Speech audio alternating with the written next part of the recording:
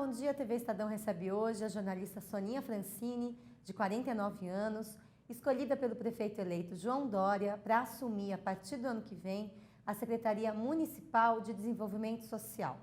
Soninha é uma das entrevistadas aqui da TV Estadão, que iniciou uma série de entrevistas com os futuros secretários de São Paulo. Soninha é jornalista, foi subprefeita da Lapa na gestão Kassab, certo? Superintendente da Sutaco, que é um órgão estadual de fomento ao artesanato. E o principal, foi eleita vereadora neste ano pela segunda vez, agora pelo PPS, 40 mil votos, é isso? 40 mil e 113.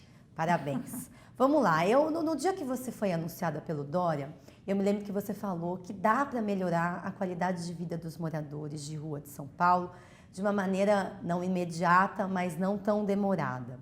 Como que você pretende fazer isso? Então, dá e é importante melhorar de imediato. Hoje, os lugares disponíveis para que eles tenham os mínimos cuidados consigo mesmos são muito poucos.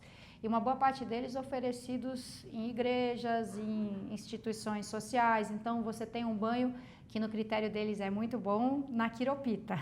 Então, na igreja, ali onde tem a festa? Ali na instituição, porque ali é uma instituição grande, né? Sim. Então, eles gostam muito do banho, da quiropita e da refeição, que é muito boa. Em outros lugares, eles já não gostam tanto. E eu sei a dificuldade que é para uma instituição manter isso, manter a refeição, a oferta de refeição, manter um banho sem apoio de recurso, né? Sem aporte de recurso público, ou mesmo do setor privado, num montante que garanta. Então, o Castelinho, ali na São João, que está sendo restaurado agora, na esquina da Rua APA. Ah, o Castelinho da Rua APA. É, o Castelinho da Rua APA, que está sendo restaurado agora. Ele faz parte ali de uma instituição que é o Clube de Mães, que é uma instituição que faz atendimento, acolhida a moradores de rua ali do entorno, de forma totalmente desligada de aporte de recursos públicos. Porque também é um problema o engessamento de como deve ser o convênio da prefeitura com uma entidade que trabalhe com morador de rua. Você tem um padrão muito rígido de regras e às vezes um equipamento ótimo, como é ali o Clube de Mães, que tem o quê? Entrada e saída sem aquela rigidez do porteiro, a carteirinha, o horário, entre outras características, né, diferentes. A equipe de profissionais não é aquela equipe mínima exigida. Eu entendo o rigor. É um novo formato. Rigidez é que é um problema. Então, o Castelinho tem um chuveiro, mas eles pagam a conta de água e de luz. E se toda hora o chuveiro queima, alguém rouba a fiação do chuveiro, rouba o chuveiro, é totalmente da conta deles repor. E assim, tem demanda. Pergunta onde tem chuveiro e onde tem tanque para lavar roupa, se não tem movimento. Mas tem que ter mais. Então, essa é uma medida que você essa pretende tocar. Mas no molde das tendas, as tendas que funcionavam na época do Kassab, eram locais que ofereciam banho, isso, né? E um espaço para passar o dia. Claro, o ideal é que você tenha outros espaços como a tenda, que também tem esse acesso mais livre, não tem esse controle de entrada. Qualquer um de nós pode ir na tenda. Eu fui várias vezes, algumas delas. Eu já assisti jogo da Champions League no Boracéia. Pensa que situação, né? Heterodoxa. Mas é isso, você pode ir a uma tenda, assistir um jogo de futebol, assistir um filme, né? O Boracéia tinha, faz algum tempo que eu não vou lá, talvez ainda tenha, uma máquina de karaokê doada. Mas o Boracéia é albergue, Boracéia? Então, o albergue, quando a Aldaísa criou a tenda, a parte da frente ali do Boracéia é uma tenda, né? Hoje, claro, já mudaram as características, hoje é centro pop, mas ainda assim, ainda é um espaço de acesso livre, sem a necessidade de você ter o direito e ter de apresentar um documento. E as tendas têm chuveiro, tem várias atividades, tem um atendimento, psicólogo, assistente social, muitos voluntários que se oferecem. Eu dou aula de violão, eu faço alfabetização, eu faço dinâmicas de teatro. E ontem eu fui à tenda da 9 de julho, que, ao que me parece, era a primeira a ser fechada. Só que os moradores de rua gostam tanto do que eles encontram na tenda que eles se mobilizaram e pediram para aquela tenda continuar. Então, lá tem chuveiro, tem tanque, mas precisaria ser uma estrutura muito melhor, né? Tudo meio precário, assim. Você chegou a falar em banheiros debaixo de viaduto. Isso é viável? Você acha que o prefeito João Dória concordaria com isso? Eu espero ter a possibilidade de conversar com ele logo, mas assim, você precisa fazer banheiros, você precisa de espaços disponíveis. Eu acredito que existem sim alguns imóveis que podem ser utilizados com os banheiros, chuveiros e lugar para lavar roupa, e até porque você tem que ter muito mais lugares e mais próximos, porque o morador de rua muitas vezes ele não consegue andar 1,5 km da Praça da Sé até a tenda do 9 de julho ou até a igreja da Quiropita. Não consegue porque é idoso, fraco, muitos são amputados, aliás, porque a incidência de diabetes e hipertensão na população de rua é muito alta, e não se faz muito esforço, eu imagino, para evitar uma amputação. Imagino. Então, você tem que ter muito mais lugares como esse. Aí eu fico viajando, certo? Fico sonhando. Eu aceitei ser secretária de Desenvolvimento Social porque essa é uma viagem. Sonhos. Banheiro debaixo de viaduto, será? Eu já imaginei... Não, debaixo de viaduto não, eu já vou dizer porque não é uma grande viagem, não. Mas tem um posto da Guarda Civil Metropolitana na Praça da Sé, que tem sempre ali 2 ou 3 viaturas estacionadas e um número, não sei quantos, 4, 5 guardas civis que ficam ali dentro dando o expediente no seu turno. E aí eles dão informações para as pessoas que passam. Eu não vejo muito mais do que isso acontecendo ali. E na Praça da Sé você tem um contingente grande de polícia militar. Sempre tem a viatura, duplas passando, homens, homem e mulher. Então, eu imagino viagem, cogitação, possibilidade de aquele posto da Guarda Civil em plena Praça da Sé se transformar num lugar, por exemplo, para higiene pessoal. Você ajudaria muita gente que adoraria tomar um banho, mas não conseguiria andar dali até uma tenda. Falta mesmo, né? Não tem banheiro público para todo mundo, cidade. Inclusive. Né? Os banheiros do metrô são muito usados por morador de rua. Morador de rua que se recusa a urinar ou defecar na rua, ele sabe onde tem banheiros. Então, o banheiro da Marechal Deodoro do metrô Marechal Deodoro, é bastante frequentado por morador de rua. E ele é mantido assim, tem uma funcionária ali permanentemente, que conhece as pessoas pelo nome. É muito legal, porque cria esse vínculo que é super importante. E o banheiro é mantido limpo, com papel disponível, com água na torneira. Isso é uma das formas que você fala de dar dignidade, né, a essa população que tanto precisa. Imediato. Claro que a dignidade plena precisa ir muito além disso, mas gente, uma pessoa que não consegue cortar o cabelo, fazer a barba, tomar banho, lavar a roupa, vai conseguir trabalhar onde? Vai conseguir o quê de oportunidade para o seu sustento? Guardar seus pertences, que é uma coisa que você também fala.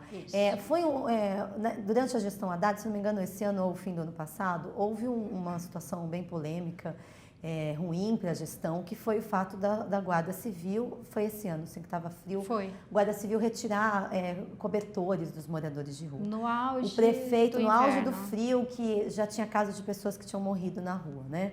Ele depois fez tipo de um regramento para a conduta da Guarda Civil. E foi muito criticado pelo padre Júlio Lancelotti, que era sempre um defensor do PT, se desligou do PT em função dessa política de rua do Haddad. Ele é muito crítico a isso. Você também é? Você acha que houve algum tipo de retrocesso nesses anos? A população de rua aumentou, são 16 mil hoje, se não me engano. E como tratar a guarda? Eu sei que não é a sua área, é a segurança urbana, mas é uma questão importante, né? Exatamente. Um ponto é que a gente tem que trabalhar junto. Não adianta assistência social, assistência e desenvolvimento caminhar para um lado, a saúde caminhar mais ou menos para o mesmo lado, mas numa linha paralela que não se encontra, e a Guarda Civil atuar de uma outra maneira. Então, isso é fundamental, que os vários órgãos do governo atuem de forma harmônica, né, sintonizada. Agora, a Guarda Civil não tira pertences de morador de rua, não tirou só durante o inverno, de tirar os cobertores, né? Dando destaque a uma situação absurda, de você não atenuar o sofrimento, muito pelo contrário. A Guarda Civil e as equipes de apoio das subprefeituras, que todo mundo conhece como o RAPA, sempre levam pertences dos moradores de rua. E aí, assim, aceitável levar o sofá da calçada, aceitável levar mobília, aceitável. Que não é para ficar na calçada, esse tipo de... Mas, por favor, de uma maneira conversada, negociada. Agora, eles levam tudo que os moradores não forem capazes de carregar. Passam antes e dão um aviso assim, ó, levanta e leva o que der. O que você não for capaz de levar, a gente vai aprender. Aí encosta o caminhão e joga lá para cima. E aí pode ser o carrinho do supermercado, que serve para tudo, para recolher sucata, para transportar as suas coisas. Pode ser as mochilas mesmo, porque, se ele não estava ali na hora, ou mesmo quando eles estão, eles passam e catam a mochila e jogam para cima do caminhão, e aí dentro tem a receita médica, a carteirinha do SUS, os documentos, o caderninho de telefone do qual eles se socorrem. Então, não foi só cobertor que foi levado de morador de rua. E aí, o Haddad tentou ali, né, regulamentar na base de um decreto, mas não é assim um papel, uma canetada. As assistentes sociais até passavam e deixavam o papel do decreto com os moradores de rua para que eles dissessem, não, aqui vocês não vão levar. Mas eles estavam usando isso para se defender não só do tal do cobertor, se defender de um modo geral. Então, eu concordo em muitas coisas com o Padre Júlio. Sim, eu vivo na rua, eu ando na rua, eu vejo a dificuldade. Olha, anteontem, falando sobre sintonia, né? Anteontem tinha uma mulher passando mal, uma conhecida minha, da Praça da Sé, tendo convulsões ali, sozinha, ninguém tinha nem visto, apesar de ter muita gente em volta, muitos conhecidos dela, inclusive, tendo uma convulsão seguida da outra, e a gente chamou o SAMU. Eles mesmos já dizem, o SAMU não vem. Eu falo, vem. Não sai daqui enquanto não chegar. E eu ligo de meia em meia hora. A moça que atende o telefone não tem culpa nenhuma, ela não... Meia hora, porque demorou mais de meia hora. Eu já fiquei 8 horas esperando uma ambulância do SAMU na Praça da Sé. Mas por o paciente ser um morador de rua? Por isso? Se eles souberem, claro que quando você diz na Praça da Sé, entendi. eles já deduzem. E assim, a menina do 192, é sempre mulher, né? Não sei porquê, quase sempre. Elas são super atenciosas, elas não querem saber se é morador de rua, elas não perguntam se aparenta estar alcoolizado, ela pergunta a condição da pessoa como ela perguntaria da minha mãe, de um bairro entendeu? Bom. Isso. Mas quando chega a equipe do SAMU, muitas vezes eles já chegam assim com prevenção negativa, achando, eles partem do pressuposto que é sempre alcoolismo, portanto, vadiagem, nem ao menos levam em consideração que o alcoolismo é uma doença de tratamento dificílimo, até para quem tem pai, mãe, teto, parede e tudo mais. Então, eles deduzem que é alcoolismo, portanto, é má vontade, é vadiagem, e tratam com um desleixo absurdo. Eu gravei no celular, eu falei assim, não, se eu contar não é suficiente. Eu passei o celular para alguém gravar, porque demorou 1h30 por aí, e perto, para os padrões de SAMU. Aí a socorrista chegou e falava assim, vai, levanta! Ela estava mais de 1 hora se contorcendo de convulsões. A moça no telefone dizia, olha, quando ela voltar da convulsão, não deixe ela sentar, não deixe ela levantar. Enquanto ela estiver tendo convulsão, vira ela de lado, segura. Uma atenção, assim, sabe? Seguindo um protocolo, lógico, mas seguindo direitinho. Quando a ambulância chegou, tanto o motorista quanto a enfermeira, o auxiliar, não sei exatamente a formação dela, mas ela falava assim, vai, levanta, você tem que andar até a maca, senão eu não posso te levar.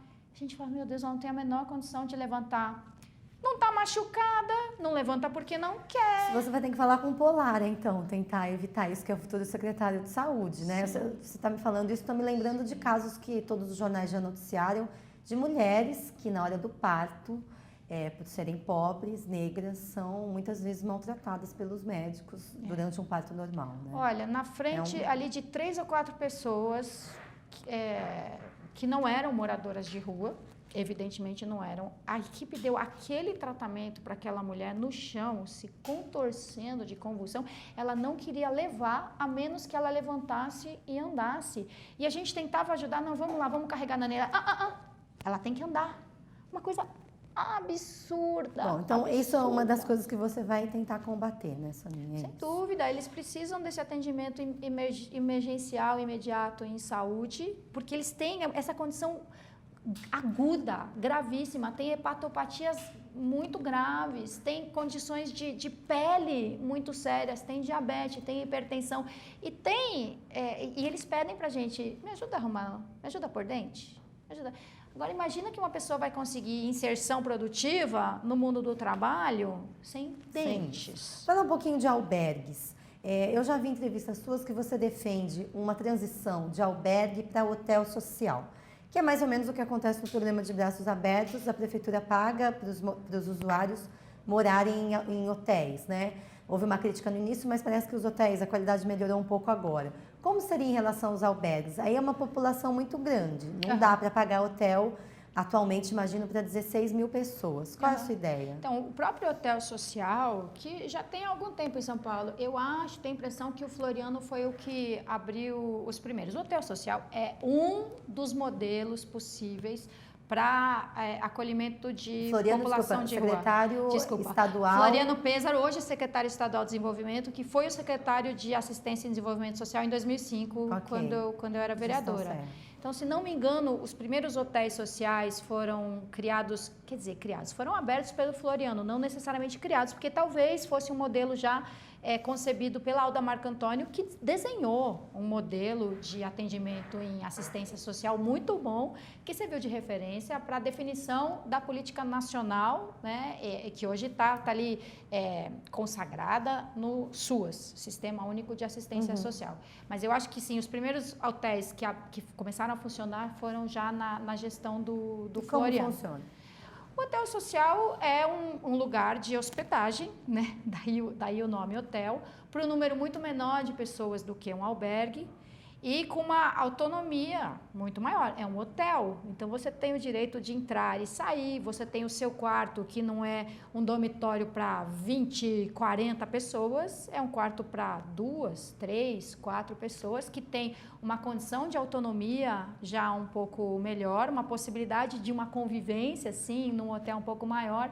Muitos hotéis, alguns dos que eu conheci, são para idosos, então que não são totalmente dependentes de alguém, de auxílio, de cuidado, mas que também não são totalmente autônomos. Então, você tem ali uma equipe de enfermagem, você tem a cozinha, ou não uma equipe necessariamente, mas tem visitas frequentes de enfermagem. Sem custo algum, para o morador ou sim, algum tipo é um de equipamento, subsídio? Não, nesse caso é um equipamento da assistência social. Então, o hotel social é um dos modelos possíveis, que para mim não serve para o caso do Braços Abertos. No Braços Abertos, as pessoas têm muito pouca autonomia, né? São dependentes do crack, e todo mundo sabe que uma dependência de droga é uma codependência, né? Você acaba, tanto é que você fala assim, dependência química, não é só química a dependência, né? É biopsicossocial, é todo um modo de viver muito mal e muito sofrimento, mas que se articula ali em torno daquela sua situação de dependente e morador de rua, que é um baita de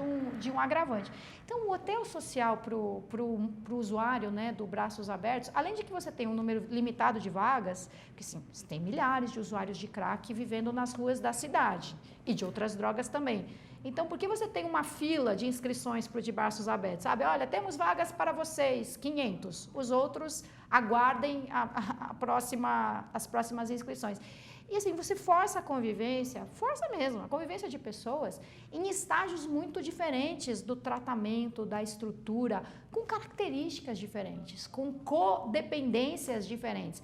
Então, eu fiz questão de receber do Suplicy as cartas que ele trouxe de beneficiários do Braços Abertos, super preocupados com o encerramento do programa, porque imaginam também que vai ser assim, o Dória toma posse, chega, fecha a porta do hotel, cancela as oficinas, corta tudo, e não é assim, tem, lógico, uma transição de um modelo de programa para outro modelo. Nas próprias cartas dos beneficiários, preocupados com o fim do programa, alguns falam, olha, não dá para eu ficar no quarto com qualquer pessoa que grita a noite inteira, que briga, que me ameaça.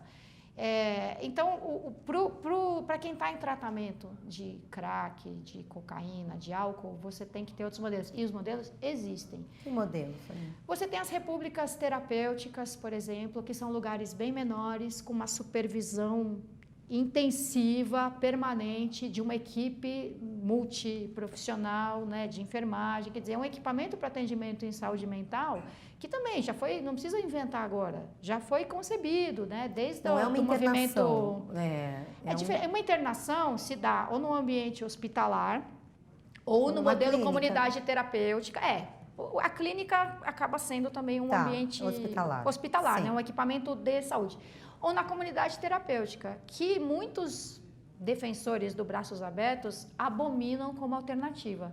E eu acredito que seja uma das alternativas possíveis para o tratamento de usuários. O que é a comunidade terapêutica? Ela tem uma equipe multiprofissional, tem que ter, porque senão não presta. Aliás, existe um marco regulatório das comunidades terapêuticas, que é uma norma federal, existe esse marco.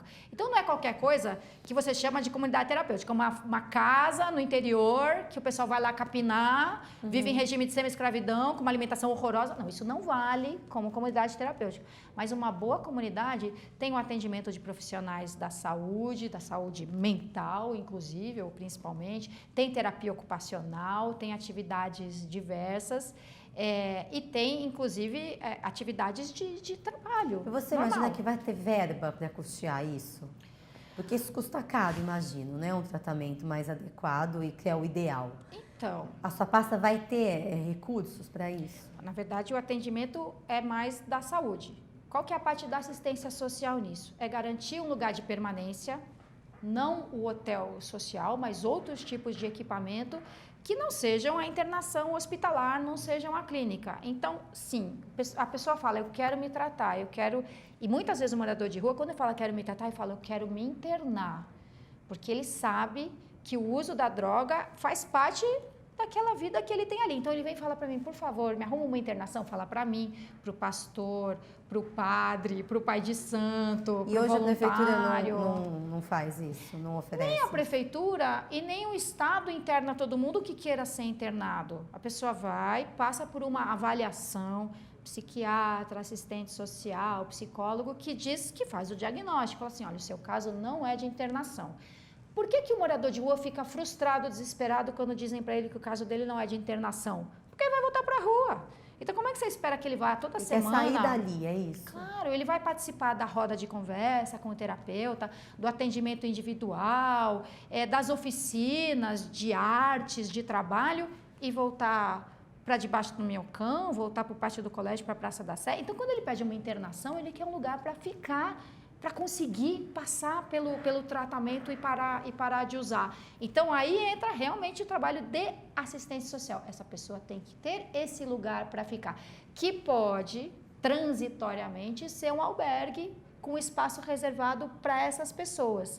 Um espaço seguro, um espaço adequado. Porque uma ala dentro do albergue. Por exemplo, os albergues já têm algumas alas. Vou te dar um exemplo. O Prates é um grande complexo da assistência social, que fica assim a poucas quadras de distância do Cratode. Mas aí entrou prefeitura e Estado não se conversam. Então, aqueles que são usuários do Cratode podem ter a vaga garantida no Prates, por exemplo, que é um equipamento municipal. Mas, de novo, a gente tem que pensar em possibilidades urgentes, tem que administrar as urgências, tem que fazer banheiro onde puder fazer banheiro.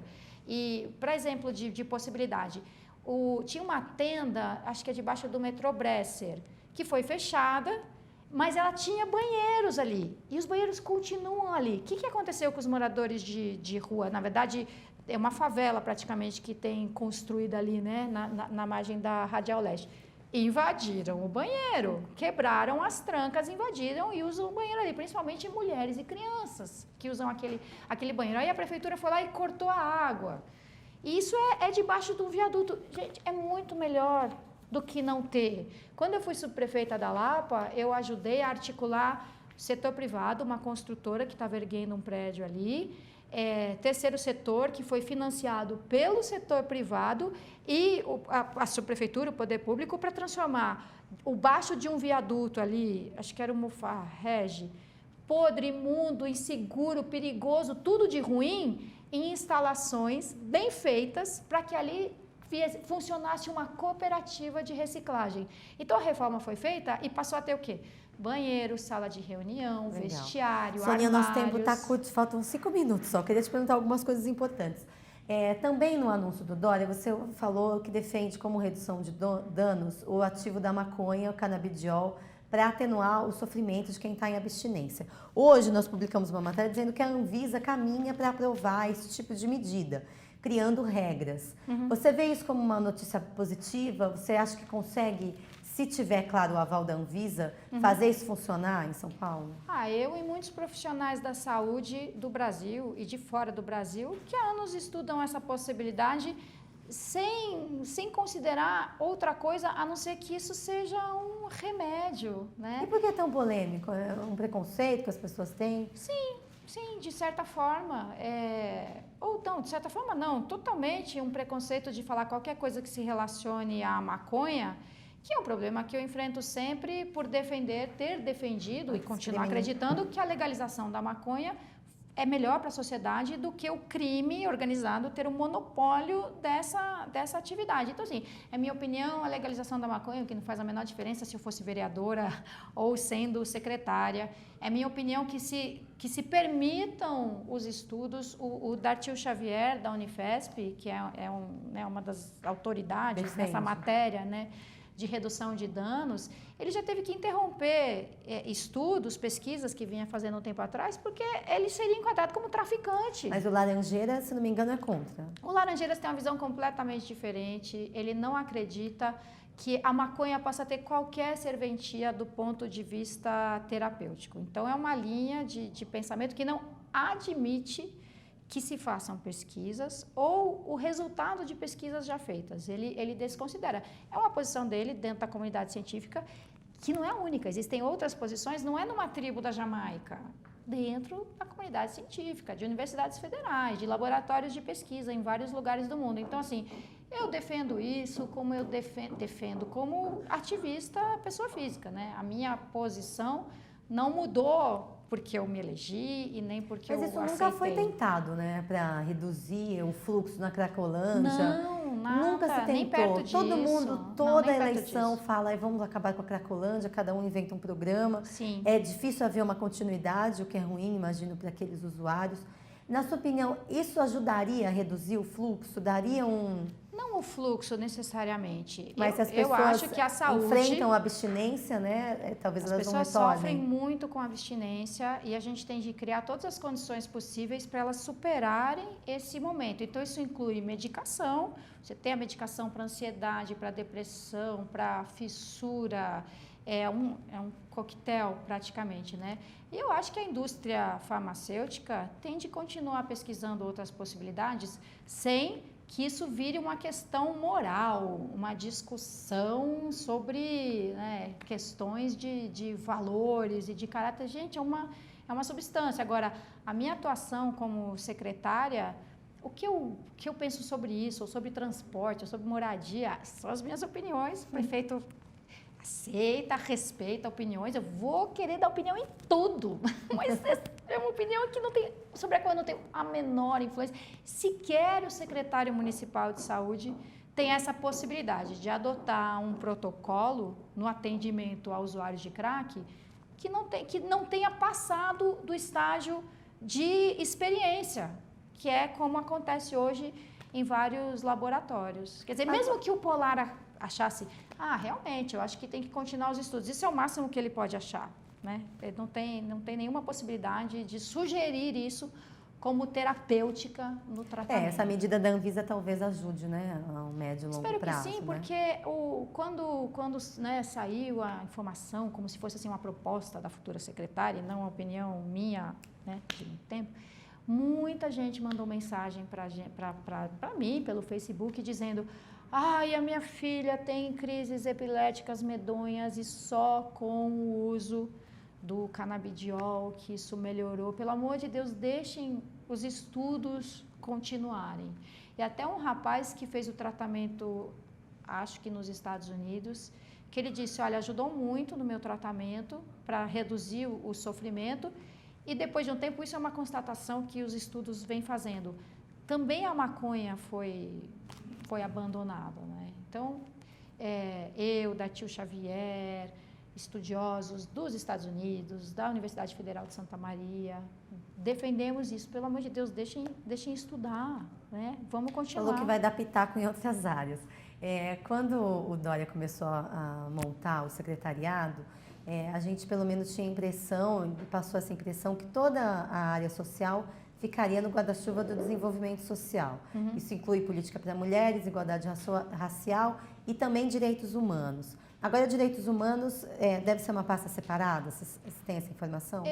Eu acho que sim, não é uma informação propriamente, mas até fazendo a conta, acho que para dar 22, a Secretaria de Direitos Humanos vai ser mantida. E eu não acho, isso é bom? Eu não acho ruim, não. Pelo seguinte, assistência e desenvolvimento social continuam tendo uma atuação super forte. A gente fala muito de morador de rua, porque é uma tragédia, né, urgente, uma tragédia humanitária. São os nossos refugiados, né? Mas você lida com mulheres em situação de vulnerabilidade ou vítimas de violência na assistência e desenvolvimento social. Então, você tem os abrigos para crianças e adolescentes também, afastados dos pais ou sem pais, você tem os equipamentos para idosos, vários deles. Então, o desenvolvimento social continua atuando. Tem o CRD, que é o Centro em Referência da Diversidade para a população LGBT, e especialmente atende muito e muito bem travestis e transexuais. Se você não ficar com a parte de direitos humanos, o desenvolvimento social vai atuar em mulheres, com negros, com imigrantes, tudo isso. Mas, realmente, as coordenações dessas áreas têm uma interlocução, tem que ter com todo mundo, com a educação, com a saúde, com o trabalho, com a habitação. Só para eu terminar, sem não deixar aqui um comentário passar, uma colega nossa, Bia Reis, está perguntando exatamente sobre a questão da violência contra a mulher. Você tem algum projeto específico que você possa falar sobre isso? Olha, a gente tem casas-abrigo, mas são muito poucas. E tem algumas regras também nas casas-abrigo que não ajudam. Então, a mulher, quando ela sai de casa onde ela está sendo vítima de violência pelo marido, que é muito comum, ela é tirada, né, do seu contexto para passar a viver em um abrigo escondido, secreto. É um SOS, é uma emergência. Mas, por exemplo, os filhos maiores de uma determinada idade, eu não lembro se é 14 ou 16, não podem ficar na casa-abrigo. A mãe só pode ficar com os filhos pequenos. Menores. Então, imagina, então você deixa o seu filho adolescente para o lado de fora. Então, tem de ter mais casas-abrigos, mas a gente tem de pensar um pouco melhor esse modelo mesmo para um SOS. E eu acompanho também muitos casos de mulheres que dão queixa em relação a Maria da Penha. Você tem que ter outras possibilidades de atendimento dos autores da violência. E aí você também já tem alguns projetos em Taboão da Serra, tem não sei se organizado é a palavra certa, por uma promotora que atua muito nessa área de violência contra a mulher, que faz o atendimento aos agressores. E aí você tem um índice de reincidência muito, muito menor. Então, sim, ter um mecanismo urgente de acolhimento da mulher. E aí muito se discute sobre o botão do pânico, por exemplo. A cidade de Vitória tem o botão do pânico, alguns outros lugares. Então, porque mesmo na medida protetiva, as pessoas nem entendem direito como é a medida protetiva. Não, e muitos juízes não dão a medida protetiva. E mesmo que deem, assim, a medida diz, se o seu agressor se aproximar a menos de 300 metros de você, do lugar do seu trabalho, tudo, isso em si já é uma infração à lei. Ele já está desrespeitando a lei, então você pode ligar para a polícia, ele não precisa ter xingado, batido, gritado, ameaçado. Ele descumprir essa distância obrigatória já configura uma infração. E o botão seria um auxílio a mais para essa mulher. Então, comunicar botão, isso. Um aplicativo de celular para esse socorro na emergência que é necessário, gravíssimo, mas para além disso, você tem de ter formas de barrar, de não continuar com isso. Aí passa por educação, por cultivo de uma outra cultura, por orientação aos profissionais da educação, da assistência social e da saúde para identificarem prontamente o caso de violência e comunicarem também imediatamente, e que aí a rede de acolhimento, de proteção seja mais bem estruturada. Então, sim, tudo. Prevenção, diagnóstico, detecção, o socorro e o combate efetivo para que esse ciclo seja rompido. Tá bom, Soninha, acabou nosso tempo. Agradeço e desejo boa sorte, que é muito trabalho pela frente aí. Trabalho, como diria o Muricy. Obrigada, bom dia a todos. A gente volta a entrevistar secretários na próxima sexta-feira. Bom dia.